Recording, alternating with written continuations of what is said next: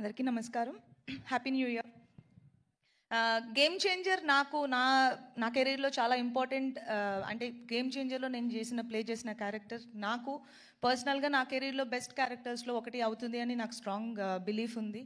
ఎందుకంటే కొన్ని క్యారెక్టర్స్ చేస్తున్నప్పుడు దాంట్లోంచి మనం బయటికి రావడానికి కష్టం అవుతుంది. Game changer is something like that to me. And అంత బ్యూటిఫుల్ రోల్ నాకు రాసినందుకు Shankar sir thank you so much.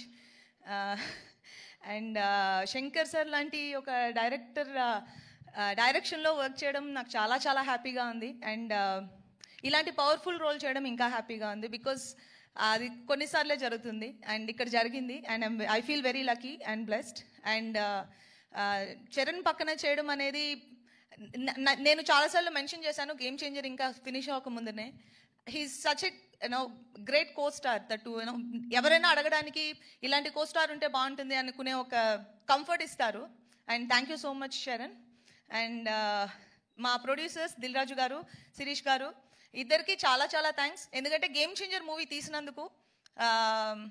Game changer Jan 10th మీరు చూస్తారు. మేము ఎక్కువ చెప్పలేకపోతున్నాం దాని గురించి, కానీ Jan 10th మీరు అందరినీ థియేటర్లో చూస్తాం.